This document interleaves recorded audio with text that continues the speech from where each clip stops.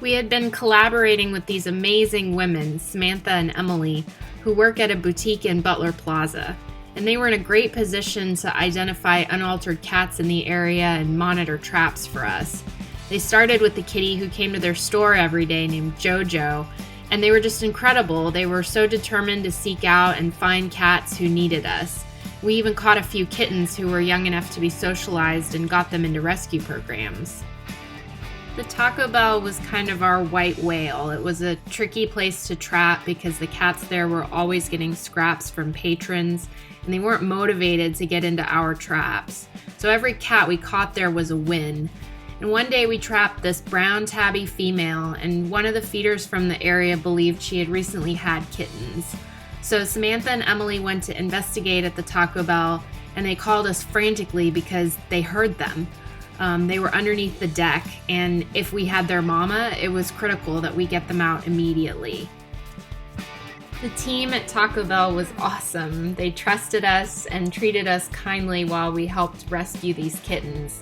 We cut into a part of the deck, and Luke got down in there and looked around. And I'll never forget when he called out that there was a mama cat in there with them. We'd been wrong about the brown tabby. But before we could react, she darted out of the hole we'd made and left her kittens behind. We made the decision to press on and get them out because 3 of them were crying and had wandered far from the nest like the mother was rejecting them. One by one, he handed us these tiny little kittens.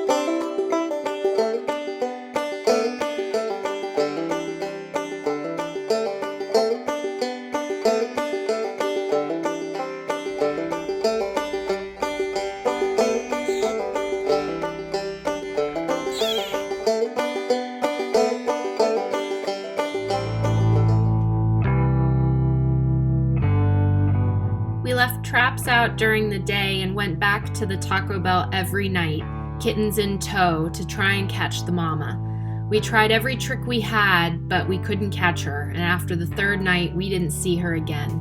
So it was up to us to care for these kittens.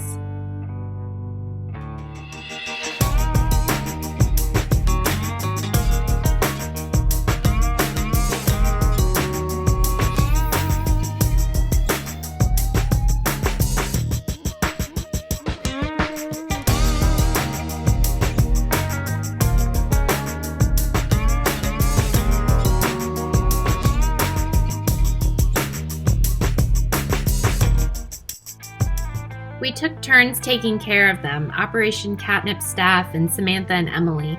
Bottle babies are so challenging and it really takes a village. Working together, we were able to share the load, and they did so well at first. They were eating well and gaining weight, but unfortunately, several of them started to rapidly decline. In one night, we lost Crunchwrap and Cool Ranch. Blackbean held on another day, and then Pico fought for about a week before we finally lost him. It was devastating. As rescuers, we aren't strangers to tragedy, but it doesn't make it any easier when we lose them.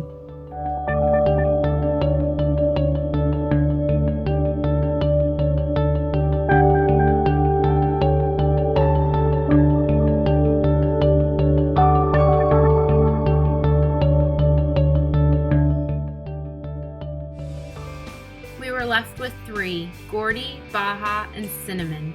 Seeing them thrive helped heal the hurt that came from losing the others, and they really did thrive.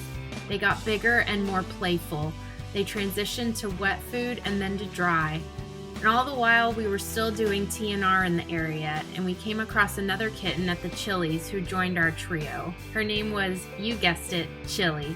And the 4 of them were so fun that we continued to take turns caring for them every few days. It was less about sharing the load of care, but more about sharing the joy. and we soaked up our time with them because soon they would be ready for forever homes.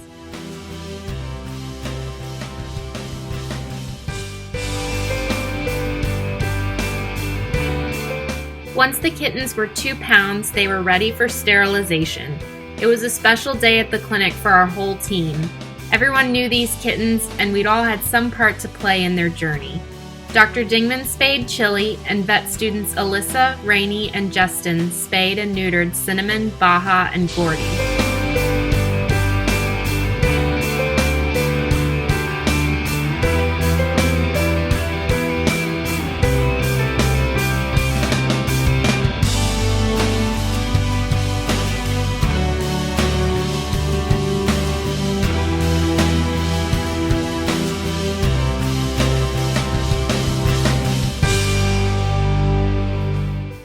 Emily and Samantha found Gordy a home with the UPS driver who delivered packages daily to their store.